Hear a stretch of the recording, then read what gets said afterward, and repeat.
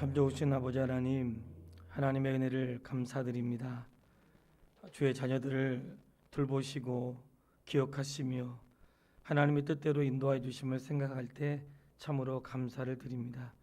코로나19와 장마로 많은 피해도 있지만 우리가 이럴 때일수록 더욱 하나님 의지하고 어떻게 살아야 되는지 우리의 삶을 돌아볼 수 있도록 인도해 주시기를 원합니다. 고난 중에 있는 분들 위로하여 주시고 국가의 정책을 통해서 잘 섬기고 복구될 수 있도록 은혜를 베풀어 주시기를 원합니다. 이런 어려움을 겪을 때마다 아무것도 우리의 힘으로 할 수 없다는 것을 다시금 깨닫게 하시고 살아계신 하나님을 의지하며 더욱 나아갈 수 있는 그런 기회가 되도록 인도해 주시기를 또한 원합니다. 수요일 저희가 아버지의 말씀을 공부할 때에 하나님의 성령께서 우리에게 지혜를 주시고 하나님의 말씀을 깨닫는 것에 멈추지 않고 우리에게 하시고자 하시는 말씀을 통해 그 말씀을 살아낼 수 있는 하나님의 사람 다 될 수 있도록 우리를 붙들어 주시기를 소원합니다. 말씀을 통해 연약한 지체가 힘을 얻게 하시고 하나님 말씀을 통해 아팠던 자들이 고침받게 하시고 말씀을 통해 인생의 변화도 경험할 수 있도록 인도하여 주시옵소서. 예수님의 이름으로 기도했습니다. 아멘. 하나님 말씀 마태복음 2장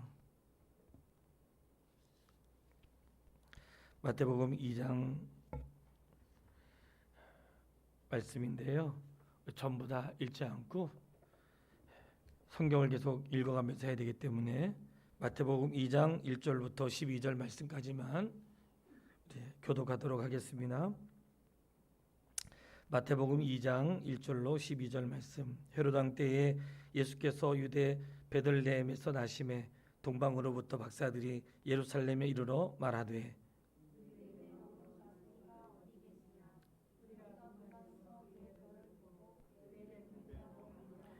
헤롯 왕과 온 예루살렘이 듣고 소동한지라.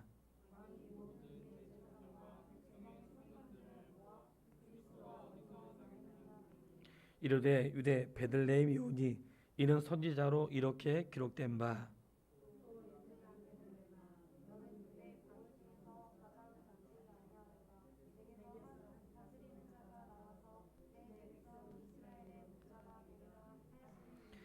이에 헤롯이 가만히 박사들을 불러 별이 나타난 때를 자세히 묻고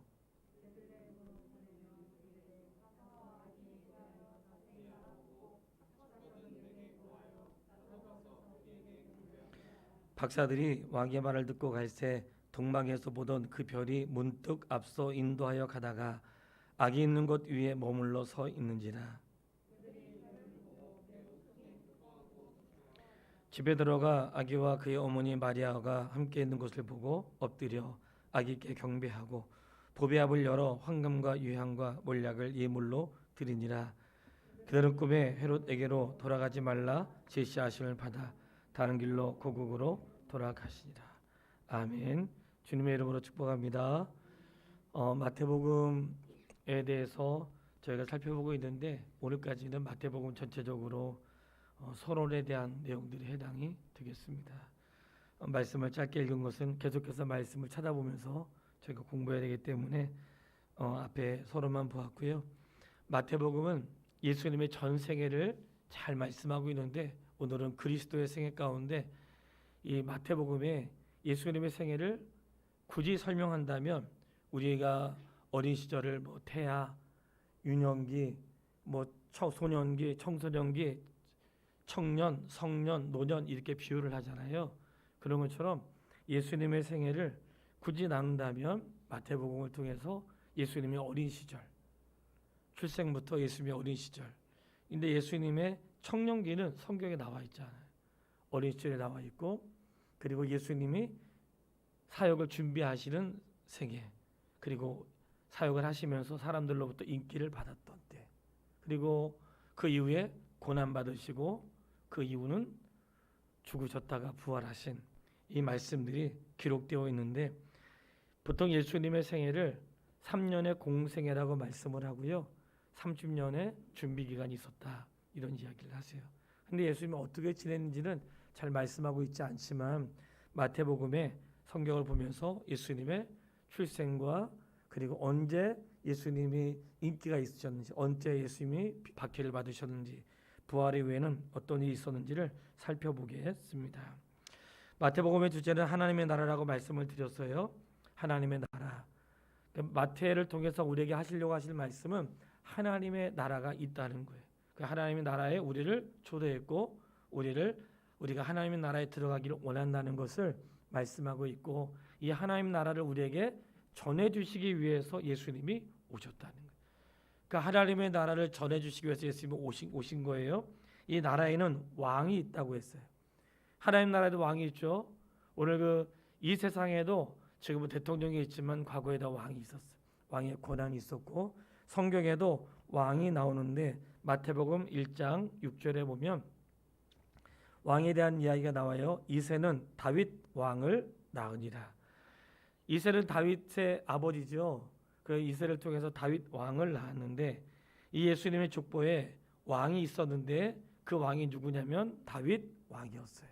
그러니까 족보는 다음 주에 이어서 할 건데, 이 가브리엘 천사를 통해서 마리아에게 이야기할 때 왕에 대한 이야기를 하는데, 누가복음 1장 31절로 33절 말씀을 같이 읽어보도록 하겠습니다. 누가복음 1장 31절로 33절. 가브리엘 천사를 통해서 마리아에게 했던 말에 이 왕에 대한 말씀이 있어요. 누가복음 1장 31절로 33절. 보라, 내가 잉태하여 아들을 낳으리니 그 이름을 예수라 하라. 그가 큰 자가 되고 지극히 높으신 이의 아들이라 일컬어질 것이요, 주 하나님께서 그 조상 다윗의 왕위를 그에게 주시리니 영원히 야곱의 집을 왕으로 다스리실 것이며 그 나라가 무궁하리라. 아멘. 자, 다윗의 왕위를 그에게 준다고 했는데 그는 누구냐면 예수님이시죠. 예수님에게 왕위를 주시겠다는 거예요. 그리고 그 왕은 얼마나 다스리시는가 할 때 영원히 야곱의 집을 다스리실 것이요 그 나라가 무궁하리라. 그러니까 주님이 얼만큼 다스린다는 거예요. 영원히 다스리시고 그 나라는 무궁하여 깨지지 않는다는 거예요. 인류 역사 가운데 특별히 구약이나 신약 속에서 나라들의 생겨나가 없어지고 계속 전투를 통해서 무력을 통해서 했기 때문에 생겨나가 없어지고, 우리가 구약만 해도 이스라엘 백성들이 다른 나라에 빼앗겼다가 또 다시 돌아왔다가 이런 일이 반복이 되잖아요. 그런데 하나님의 나라는 어떤 나라인가? 그 나라는 예수님이 왕으로 다스리신 나라고, 그 나라는 빼앗기지 않는다는 거예요.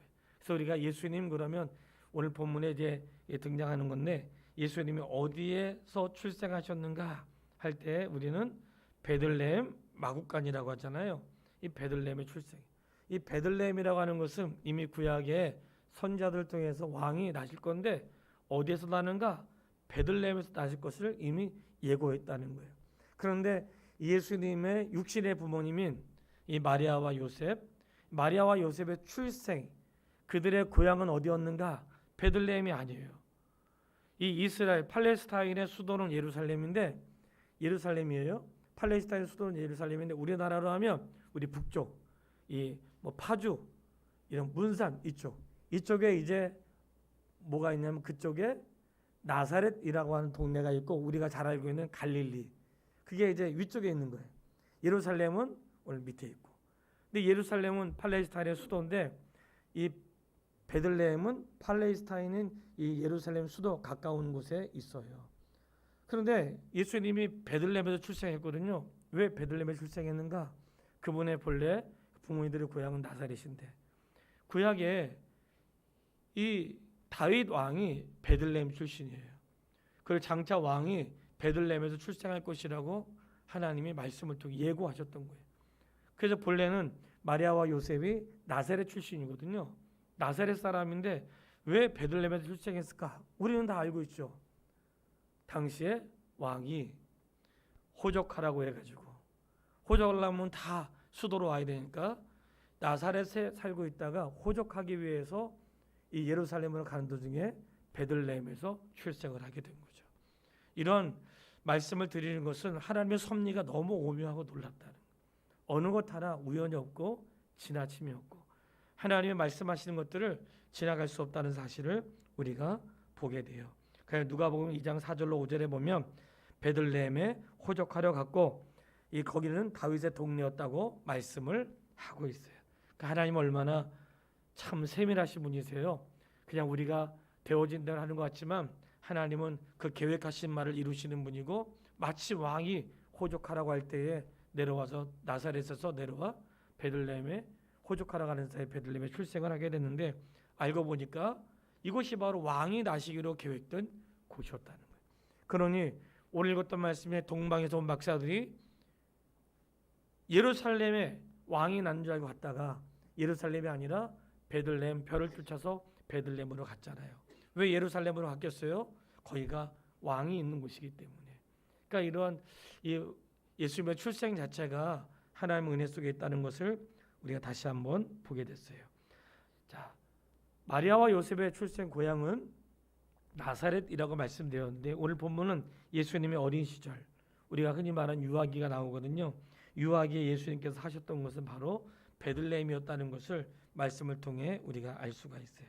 그래서 우리가 읽었던 마태복음 2장 1절로 2절 말씀, 거기 보면 헤롯 왕 때에 예수께서 유대 베들레헴에서 나심해, 베들레헴에서 나신 거예요. 동방으로부터 박사들이 예루살렘에 와서 유대인의 왕으로 나신 이가 어디 계시냐 하면서 예수님의 출생이 바로 베들레헴이었다는 것을 말하게 되고, 예수님은 약속한 대로 이 다윗의 보좌 위에 앉으실 분으로 오셨고, 다윗의 동로였던 유대 땅 베들레헴에 예수님이 출생하셨습니다. 자, 예수님이 출생하신 곳이 어디라고요? 베들레헴. 이 베들레헴은 과거에 다윗의 동네였다고 했는데, 왜냐하면 거기에 다윗 왕의 출생한 곳이고 장차 왕이 베들레헴에서 출생할 것이라고 예고했기 때문에 그렇다는 거예요. 출생은 베들레헴에서 했었는데, 우리가 아는 것처럼 이 예수님이 베들레헴에서 있지 않고 이제 이전을 하셨거든요. 그 동네가 나사렛인데, 2장 23절 말씀을 우리 같이 한번 읽어보겠습니다. 2장 23절, 나사렛이란 동네에 가서 사니 이는 선자로 하신 말씀에 나사렛 사람이라 칭하리라 하심을 이루려 하심이로라. 아멘. 예수님이 베들레헴에서 출생하셨는데 어디로 가셨어요? 나사렛으로 가셨어요. 나사렛은 요셉과 마리아의 고향이기도 하고, 왜 나사렛으로 갔는가 하면 왕의 출생을 알고 헤롯 왕이 어떻게 했어요? 어린아이를 죽이라는 어명이 있었잖아요. 그때 마리아와 요셉이 예수님을 피난시켰는데 바로 그것이 나사렛이었다는 거예요. 왜 글로 갔을까요? 거기가 요셉과 마리아의 고향이었기 때문에. 그러니까 나사렛으로 가서 거기에서 사셨던 거예요.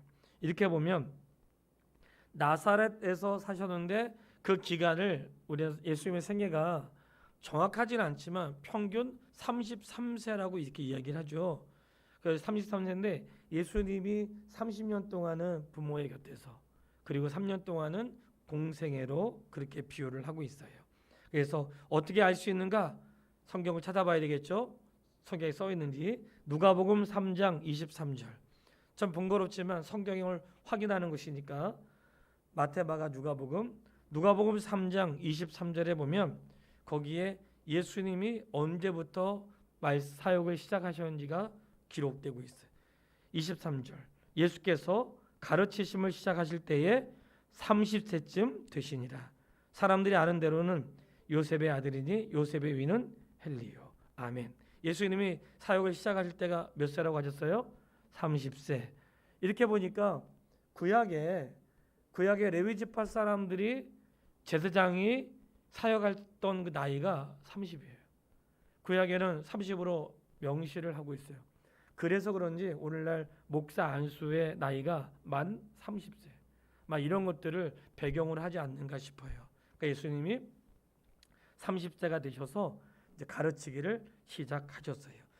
예수님이 사역을 이제 시작하시기 전 예수님의 그 아버지, 육신의 아버지 요셉이 목수였다는 거 다 알고 계시죠? 목수였어요. 마태복음 13장 55절 말씀 확인하는 거예요. 마태복음 13장 55절. 이는 그 목수의 아들이 아니냐? 그의 어머니는 마리아, 그 형제들은 야고보, 요셉, 시몬, 유다라 하지 않느냐? 그러니까 목수의 아들이라고 했으니까 요셉은 목수였지요.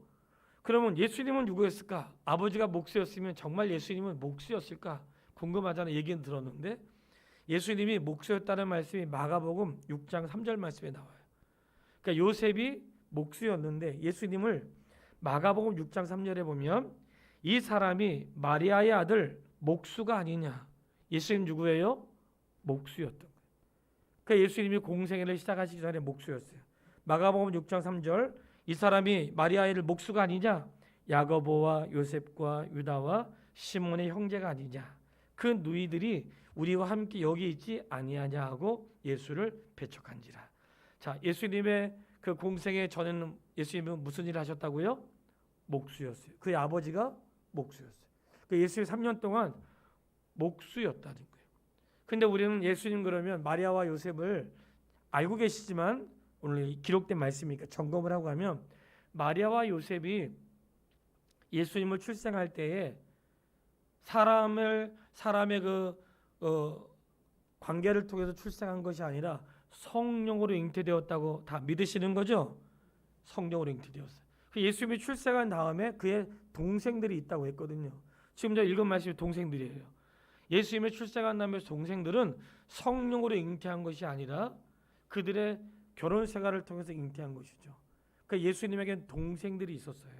그 말씀들이 지금 나오는데 왜 동네 사람들이 예수님이 가르치기 시작할 때 배척했는가? 목수 아니야 이거? 목수 아들인데?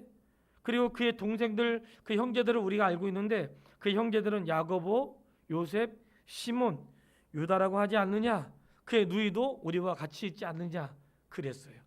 그러니까 마리아와 요셉이 예수님을 출생하고 예수님만 출생한 게 아니라 그 외 예수님의 동생들도 출생을 한 거죠. 다만 예수님은 성령으로 잉태되었고 그의 자녀들은 결혼 관계를 통해서 출생을 한 것이죠. 이렇게 볼 때 예수님이 부모의 그늘 아래서 가족이 있었고 형제들이 있었다는 것을 우리가 목격하게 되는 거예요. 다만 어떤 차이가 있어요? 예수님은 성령으로 잉태하신 것이고 그의 나머지 자녀들은 그렇게 잉태한 것이 아니라 요셉과 마리아를 통해서 낳았다. 이 말씀을 보게 돼요. 이렇게 예수님이 목수일을 하시는 동안에 가끔 목회를 도우면서 하셨던 일이 뭐냐면 머릿속에 생각하시면 이 갈릴리 나사렛 그 지역은 위에 있고 예루살렘은 베들레헴 밑에 있는 거거든요. 근데 이 예루살렘과 베들레헴 그 근처에 요단강은 원래 이 이스라엘 전체로 흐르고 있기 때문에요. 요단강 그 끝부분 사해 바다가 있는 그 끝부분에 세례 요한이 활동을 했던 지역이에요. 세례 요한이 활동을 했는데 그 세례 요한이 활동할 때에 예수님이 가끔 세례 요한과 동참했다는 것을 이 말씀을 통해 확인하는데 이 세례 요한 말씀을 드린 것은 과거에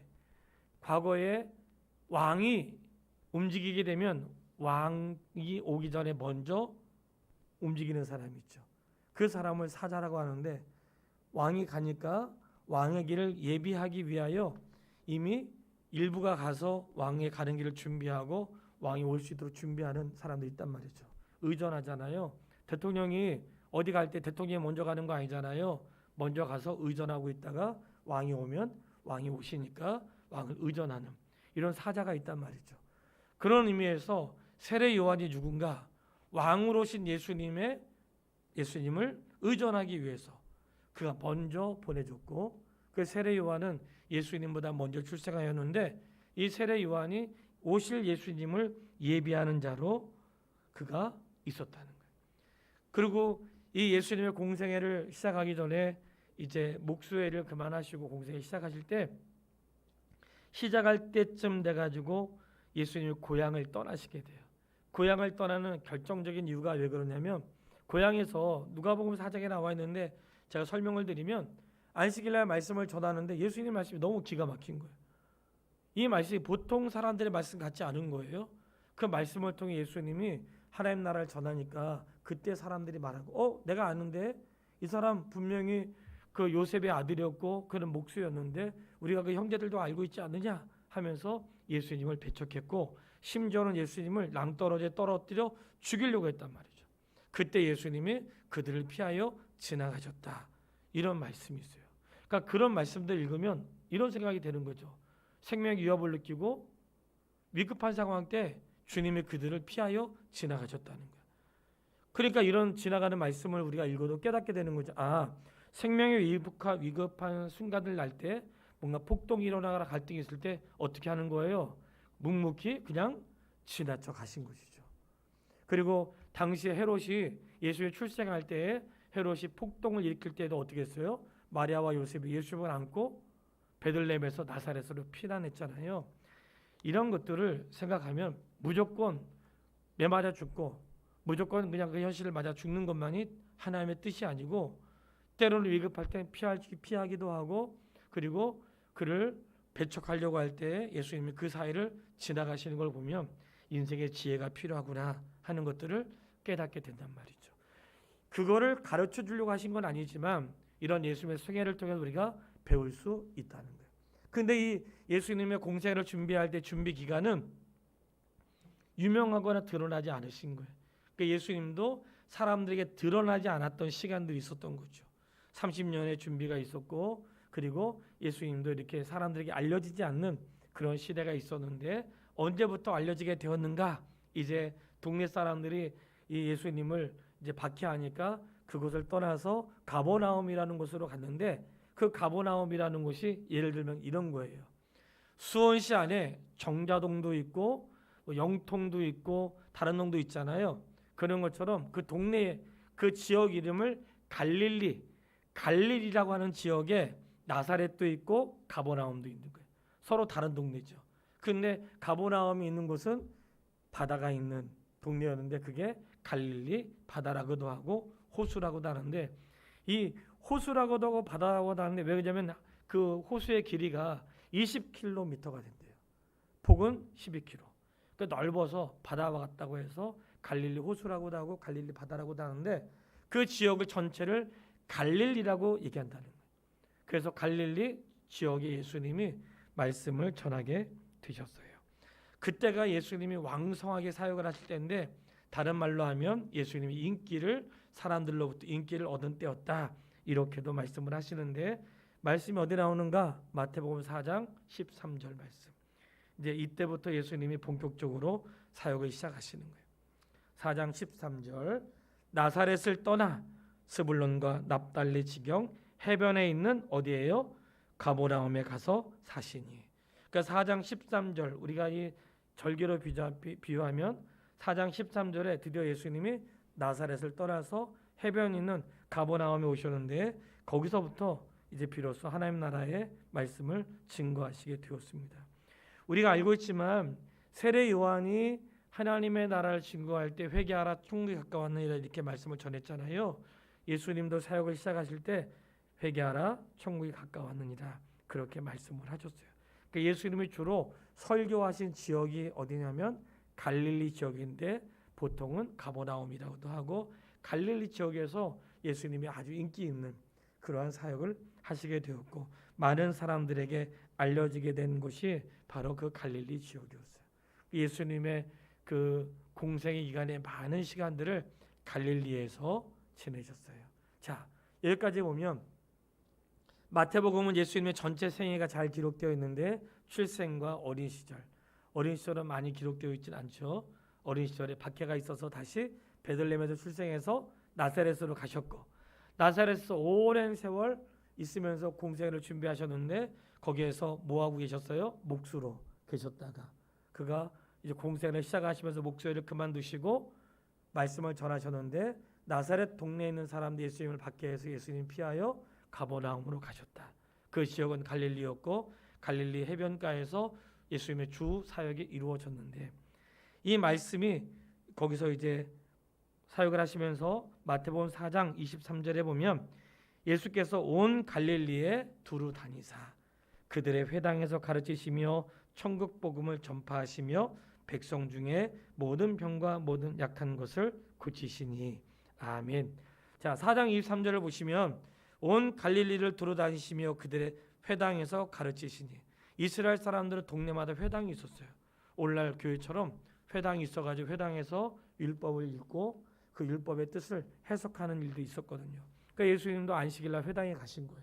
가셔서 말씀을 펼쳐놓고 회당에서 랍비가 설교하겠죠. 그때 예수님이 가서 또 말씀을 깨달은 바를 설명을 하신 거죠. 그때 사람들이 그 말씀에 너무나 놀랬던 거예요.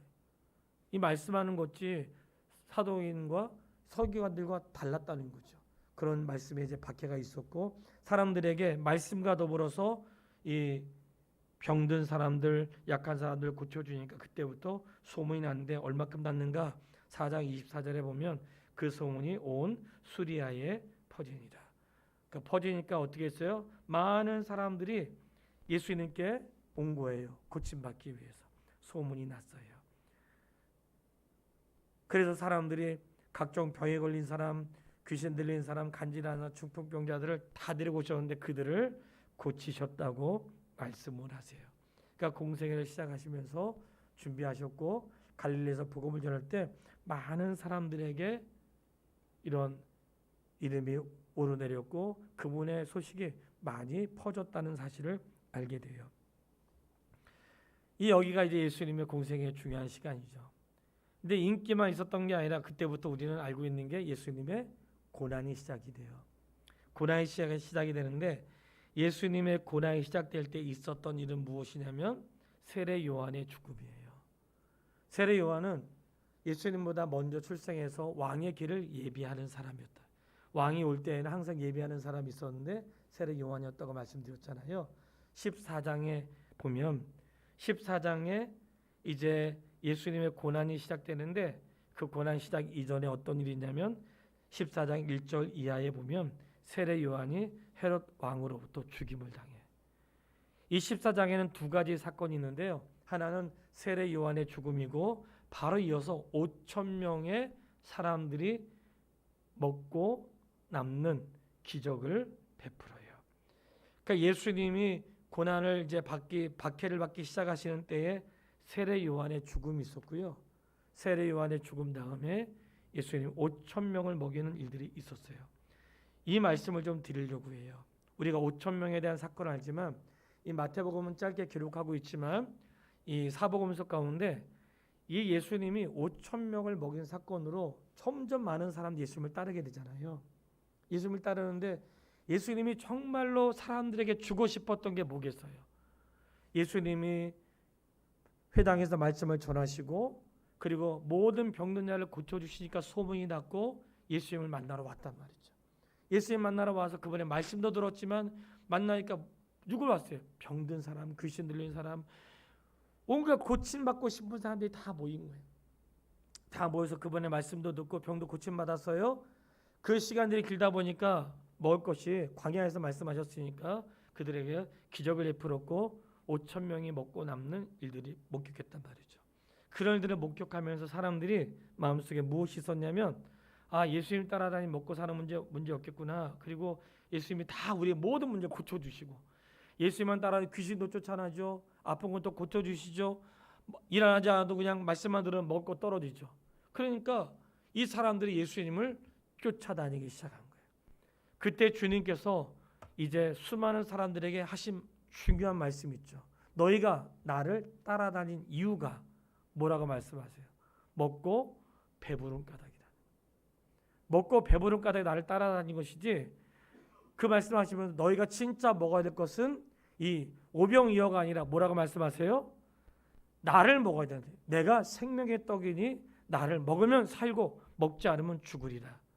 우리가 알지만 예수님이 진짜 백성들에게 하고 싶었던 말씀 뭘까요?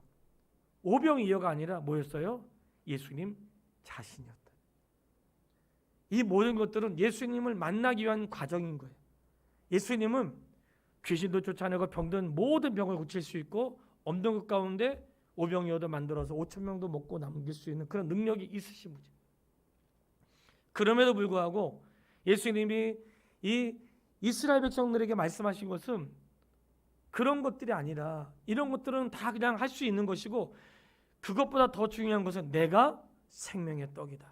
너희 조상들이 광야에서 먹었던 만나, 그 만나가 바로 나를 얘기한 것이다. 그러면 만나가 하늘에서 내려왔던 것처럼 내가 하늘에서 내려온 만나를. 그들은 그 만나를 먹고 살았지만 이제 너희는 만나가 아니라 나를 먹고 살아야 된다. 예수님 먹고 살아야 된다는 게 뭐예요? 예수의 말씀을 믿고 순종해야 된다는 말씀입니다. 그 말씀을 할 때 사람들이 어떻게 됐을까요? 예수님을 떠나가기 시작한 거예요. 우리가 이런 말씀 읽을 때 깨달을 수가 있죠. 신앙생활 왜 해요? 병 고침 받으려고. 신앙생활 왜 해요? 잘 살려고. 신앙생활 왜 합니까? 자식 잘 되라고. 왜 해요? 행복하게 살라고. 왜 하냐? 먹고 사는 거 문제 없으려고. 그런 마음이 있을 수 있겠죠. 주님은 해결할 수 있는 분 맞아요. 그런데 주님의 말씀이 그것도 필요하겠지만 내가 생명의 떡이고 나를 먹어야 산다고 할 때 다 떠나갔단 말이죠. 이 말씀은 그들은 예수님을 필요로 했는데 영원한 생명을 왜 필요로 한 게 아니라 뭘 필요로 한 거예요? 먹고 살기 위해서, 병 고침 받기 위해서, 귀신 나가기 위해서, 나의 삶의 윤택함을 위해서 예수님 필요로 한 거예요. 그 오늘 우리가 그렇게 신앙생활 하지 않는다고 누가 말할 수 있겠어요? 내가 교회 나오는 이유가 잘 살기 위해서, 출세하기 위해서, 그래도 아프지 않기 위해서. 그러니 예수님이 백성들이 하려고 하는 말씀과 달랐던 거예요. 그러니까 주님이 나를 먹어야 산다고 했던 말씀을 이해하지 못했어요. 그리고 백성들이 예수님을 떠나기 시작했대요. 우리는 그런 왕을 원하는 게 아닌데요. 우리가 기대했던 건 그런 게 아닌데 그들의 기대와 달랐던 거예요. 우리가 분명히 알 것은 주님은 우리의 기대가 아니라 하나님의 기대를 이루시는 분인 걸 믿으세요? 우리의 기대가 아니에요. 내가 주의전에 나올 때 나의 기대감, 나의 어떤 기대 바람이 있지만 하나님 그거 아신단 말이죠. 그렇기 때문에 기도를 통해서 우리가 요청할 수 있는 거죠. 그러니까 기도하는 사람을 들어주시고 인생의 문제를 해결하시잖아요. 그러나 해결할 수 있는 분이라는 걸 깨닫게 되지만 주님이 정말 우리에게 원하셨던 게 뭐라고요? 하늘에서 온 만나인 예수 그리스도, 그분을 통하여 하나님 나라 백성 되는 것이 주님의 기대였다는 거예요. 그 말씀 앞에 사람들이 갔더니 예수님이 말씀하세요. 제자들에게 너희도 가려느냐. 그때 베드로가 멋있는 말 했잖아요. 영생의 말씀이 주께 있사온데 우리가 누구에게 가겠습니까? 할렐루야. 영생의 말씀이 주께 있사온데. 자, 그러면 적어도 오늘 같이 이곳에서 또는 온라인으로 예배드리는 성도 여러분 생각해 보세요. 내가 신앙생활 하다가 영생의 말씀이 주님께 있어요. 그러니 아프다고, 안 된다고, 괴롭다고, 속상하다고, 병들었다고, 죽을 지경에 이뤘다고 떠날 수 있어요? 없어요? 없습니다. 영생의 말씀이 그분에게 있기 때문에, 영생의 말씀이 주님에게 있기 때문에 떠날 수 없는 거예요. 사람은 언젠가는 끝을 보게 되잖아요. 어떤 사람 일찍, 어떤 사람 늦게, 다양하게 할 수 있어요. 그래서 신앙생활에 중요한 것은 잘 살고 윤택하게 사는 것은 그냥 기본이고 하나님의 백성으로. 정말 중요한 것은 예수님의 생명의 구원자라는 것을 우리에게 말씀하시는 거예요. 이것을 놓치고 신앙생활하면 부유하지 않을 때, 자녀가 뭔가 안 될 때, 내가 하던 일이 멈춰질 때 속상하고 떠날 수 있는 빌미가 되는 거죠. 수많은 사람들이 예수님을 떠났던 것처럼 오늘날에도 그리할 수 있다는 거예요. 결국 그들의 기도와 다르니까 예수님이 머리에 관을 씌웠는데 어떤 관을 씌웠어요? 가시관을 씌웠고, 예수님의 십자가에다가 그 죄목을 잡았는데 뭐라고 걸어놨어요? 자칭 유대인의 왕이라고 그렇게 죄목을 정했잖아요. 예수님은 왕으로 오셨는데 사람들은 예수님을 조롱거리로 삼았죠. 자, 이제 이런 내용들이 마태복음에 잘 기록되어 있다는 거예요. 예수님은 출생부터 유아기, 그리고 공생을 시작하면서 준비하셨고, 그때는 사람들에게 잘 알려지지 않았죠. 인기 있는 때가 있었어요. 어디에서요? 갈릴리 시절에서. 그리고는 거기서 마치고 이제 순환 당할 때는 바로 예루살렘으로 들어가시면서 순환을 당하시죠. 저도 글을 썼고 그리고 예루살렘에 대한 말씀을 늘 하지만 저는 성경을 읽다가 마태복음에도 이제 등장을 해요. 예수님이 예루살렘으로 가실 때 내가 예루살렘으로 들어가면 고난을 받고 십자가에 죽을 것을 말씀하시면서 예루살렘으로 들어가세요. 제가 그 말씀을 읽으면서 오래전에 얼마나 마음에 감동을 받고 부끄럽기도 하고 설교 중에 말씀드렸을 거예요. 또다시 말씀을 드리는 것은 정말 귀하게 생각하기 때문에 우리가 주일할 때 그런 얘기 하잖아요. 내가 주일 이렇게 힘들 줄 알았으면 안 했을 수도 있어. 가끔 이런 말 할 수도 있단 말이죠. 농담이든지 아니면 그냥 빈말이든지 할 수 있어.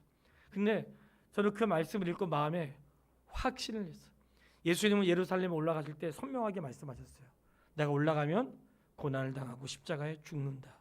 그러니까 예루살렘으로 올라가는 길을 알고 가신 거예요? 모르고 가신 거예요? 알고 기쁘게 가신 거예요. 오늘 인생의 모든 일들은 좋은 일만 있다고 생각하면 안 돼요. 그러나 더군다나 사역을 하거나 조율할 때 어려운 줄 알고 가는 거예요. 알고. 모르고 가는 거 아니에요. 십자가에 있는 줄 알고 주님이 예루살렘으로 들어가신 거예요. 거기서 십자가에서 죽으셨죠. 그러나 우리가 알지만 죽음으로 끝나지 않았습니다. 마태복음 28장 1절 말씀. 오늘 마무리예요. 그렇게 끝나지 않으시고 부활하셨죠. 부활하실 이후의 삶 말씀하시면서 마태복음 28장 1절 말씀 읽겠습니다. 안식일이 다 지나고 안식 후 첫날이 되려는 새벽에 막달라 마리아와 다른 마리아가 무덤을 보려고 갔더니 이 날이 안식 후 첫날인데 예수님이 부활하시죠. 예수님을 통해서 우리가 뭘 깨달아요? 인생은 죽음으로 끝나는 게 아니구나. 다시 부활하는구나. 이 사실 꼭 믿으시기를 바라요. 부활하신 예수님께서 제자들에게 하셨던 말씀 28장 18절로 19절 너무나 잘 알고 있지요. 예수께서 나아가 말씀하여 이르시되 하늘과 땅의 모든 문서를 내게 주셨으니 그러므로 너희는 가서 다 같이 모든 민족을 제자로 삼아 아버지와 아들과 성령의 이름으로 세례를 베풀고 아멘. 예수님의 제자들에게 하신 이거를 대사명, 대명령 이렇게 얘기해요. 예수님의 제자들에게 하신 명령 무엇인가? 모든 민족을 제자로 삼으라. 이스라엘만이 아니라 모든 민족을 제자로 삼으라. 자, 마태복음의 주제가 뭐라고요? 하나님의 나라. 모든 민족을 제자 삼아서 이 하나님 나라에 들어올 수 있도록 하라는 게 바로 마태복음의 주제였던 거예요. 그래서 모든 민족을 제자로 삼는 그 내용이 어디에 있는가? 사도행전이 바로 예루살렘으로부터 땅끝까지 증거되는 이 대명령이 수행되는 과정이 바로 사도행전이라고 하는 거예요. 그래서 사도행전에서 어떻게 해요? 예루살렘으로부터 시작된 복음이 당시의 로마의 제국의 수도였던 로마에까지 사도 바울을 통하여 복음이 전해지죠. 예수님이 모든 민족으로 제자를 삼아 땅끝까지 나의 증인이 되라. 그래서 이 예루살렘으로부터 시작된 복음이 로마까지 갔어요. 24만 킬로. 그 먼 거리까지 복음이 전해지게 되었어요. 그 로마까지 가서 무엇을 전했을까? 사람들이. 이 결론이에요. 무엇을 전했을까? 사도행전 마지막이거든요. 사도행전 28장 31절 말씀을 펴보세요. 오늘 결론. 사도행전 28장 31절 말씀. 우리 같이 읽도록 하겠습니다. 하나님의 나라를 전파하며 주 예수 그리스도에 관한 모든 것을 담대하게 거침없이 가르치더라. 아멘.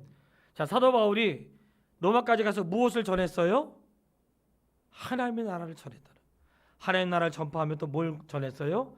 주 예수 그리스도에 관한 모든 것을 담대하게 거침없이 가르치더라. 이게 오늘 결론이에요. 예수님을 통해서 우리에게 주시려고 하는 말씀, 하나님의 나라를 전하는 거예요. 그럼 오늘 말씀을 듣는 성도 여러분, 교회는 뭐 하는 거예요? 하나님의 나라를 전하는 거예요. 우리가 그 중심을 잊어버리면 안 돼요. 자꾸만 교회가 무엇을 해야 될지 중심을 잃어버리니까 놓치는 거예요. 내가 지금 어디로 가고 있는지 그걸 모르니까 교회에서 싸우고 시기하고 분쟁이 일어나는 거예요. 교회는 무엇하는 것인가? 하나님의 나라를 전하는 것이. 이게 교회의 사명이에요. 누구에게? 모든 민족에게. 그러니까 어린아이부터 어른까지 모든 사람들 그리고 온 열방에 전하는데 무엇을 전해요? 우리 교회 크다. 우리 교회 목사님 좋다. 그런 게 아니고 하나님의 나라와 예수 그리스도를 전해야 된다. 이게 오늘날 교회의 사명이고 믿음의 사람들이 가야 될 길인 거예요. 마태복음은 하나님의 나라를 전하면서 예수님의 생애를 잘 기록하고 있어요. 이렇게 수요일날 말씀을 공부하면서 주님이 정말 우리에게 원하셨던 것이 무엇인지 확인할 수 있게 되길 바라고요. 하나님 우리에게 정말로 원하셨던 것 하나님의 나라입니다. 그 나라의 백성이 되기를 원하셨던 거예요. 그러니까 그 나라의 왕이 주님이시고 우리를 그 나라의 백성으로 초대하신 거예요. 세상의 나라에 기대할 거 많이 없습니다. 세상 나라 자꾸 바뀌어도 이 땅에는 유토피아라는 건 이루어질 수 없어요. 그러나 분명한 건 우리에게는 하나님 나라가 있다는 것이고 그 나라의 백성이 되기 위해 예수님이 오셨고 우리를 그 나라에 초대하신 거예요. 주님이 우리에게 간절히 원하시는 것은 물론 건강한 거 맞아요. 행복하게 사는 거 맞아요. 틀렸다는 거 아니에요. 주님이 진짜 원하시는 거 병고침 맞고 잘 되고 형통하고 그리고 귀신 쫓아내고 먹고 사는 거 문제 없는 것이 아니고 뭐라고 했어요? 영생의 말씀이 주께 있사오니 잊지 마세요. 우리가 신앙생활 하는 거 생명이 주님에게 있고 그분에게 길과 진리요 생명이시기 때문에 우리가 신앙생활 하는 것이고 그분을 믿는 것입니다. 우리가 이것을 놓치면 신앙생활 하다가 어려움 올 때 낙심할 수 있어요. 절대로 잊어버리면 안 돼. 수많은 사람들이 주님을 떠났어요. 떠난 목적은 자기의 기대가 미치지 못한 거예요. 오늘 말씀을 듣는 성도 여러분, 자꾸만 세 가지 세월이 지날수록 깨닫게 되는 거예요. 하나님, 내가 원하는 대로 살지 않게 해주시고 정말로 주님이 원하시는 대로 제가 살게 해주세요. 내가 원하는 것 하지 않게 하시고 주님이 원하셨던 것 우리 교회가 이루어드릴 수 있도록 도와주세요. 자꾸만 그런 기도가 되는 거예요. 정말 우리가 생애를 살면서 내가 원하는 것 되지 않았다고 주님 떠나지 마십시오. 생명의 말씀이 주님에게 있습니다. 제자들은 알았어요. 그래서 영생의 말씀이 주님께 있는데 우리가 어떻게 떠나겠습니까? 떠날 수 없다는 거예요. 내가 아파도 떠날 수 없고 병들어도 떠날 수 없고 귀신 들려도 떠날 수 없고 가난해도 떠날 수 없고 이 세상 무슨 일을 만나도 내가 주님을 떠날 수 없다는 거예요. 왜요? 영생의 말씀이 주님에게 있으니까. 우리가 그런 마음과 각오를 가지고 하나님 나라의 증거자로 살고 그런 제자로 살아낼 수 있기를 주의 이름으로 축원합니다. 우리 같이 기도하시죠. 말씀을 들었으니까 우리 깨달은 말을 쫓아 같이 한번 기도하고 하나님 정말 그렇게 살아갈 수 있도록 우리 교회가 감당할 수 있도록 합심하여 기도하겠습니다. 살아계신 아버지 하나님 감사합니다. 하나님 마태복음을 공부하면서 우리 주님께서 우리에게 기대하시는 바가 있는데 그것이 무엇인지 우리를 통해 가르쳐 주시고 조명하여 주신 것을 참으로 감사합니다. 하나님 오늘 저희를 불쌍히 여겨 주십시오. 긍휼을 베풀어 주시기를 소원합니다. 아버지 하나님 우리를 불쌍히 여겨 주십시오. 수많은 사람들이 주님을 쫓아오려고 했으나 하나님 먹고 윤택하고 고침받고 좋을 때 주님을 왕으로 섬기고 생명의 하늘의 말씀을 거절했던 일들을 기억합니다. 아버지 하나님 나라를 우리에게 허락하셨고 그 나라의 백성이 되기 위하여 주님을 보내셨습니다. 우리를 초대하셔서 생명이 주님에게 있는데 우리가 누구에게 갈 수 있겠습니까? 아버지 하나님 우리는 병들어도 주님을 떠날 수 없고 괴로워도 주님을 떠날 수 없고 하던 일이 안 돼도 주님을 떠날 수 없고 아파도 주님을 떠날 수 없고 가난해도 주님을 떠날 수 없습니다. 영생의 말씀이 주께 있음을 믿습니다. 아버지 저희를 도와주십시오. 깨닫게 해주십시오. 우리 주의 자녀들이 모든 어려움을 이기고 하나님 나라를 증거하는 증거자로 살고 영생의 말씀을 확신하며 살아갈 수 있도록 우리를 도와주시옵소서. 천국 백성으로 살기를 소원합니다. 사랑합니다. 예수님의 이름으로 기도했습니다. 아멘. 아버지 하나님의 은혜를 참으로 감사드립니다. 바라고 기도하는 것은 우리가 생애를 사는 날 동안 예수님 잘 믿을 수 있도록 인도하여 주시옵소서. 우리의 바람을 위해 믿는 것이 아니라 주님 우리에게 원하시는 것을 쫓아 신앙생활 할 수 있도록 도와주시기를 원합니다. 아버지 내가 원하는 것 내가 기대하는 것 이루지 못해도 우리 안에 주님의 뜻이 이루어지기를 간절히 소원합니다. 우리에게 그런 믿음 주시기를 원합니다. 하나님의 교회가 하나님 나라를 증거하는 일에 힘쓰고 하나님 나라에 합당한 백성으로 살아가는 일에 힘쓸 수 있도록 도와주시고 모든 민족에게 이 하나님 나라를 증거하고 예수 그리스도를 전하는 그런 교회가 될 수 있도록 인도하여 주시옵소서. 이 본분을 잊어버리지 않게 하시고 감당할 수 있는 그런 믿음의 사람이 되기를 소원합니다. 사랑합니다. 예수님의 이름으로 기도했습니다. 아멘. 하늘에 계신 우리 아버지, 아버지의 이름을 거룩하게 하시며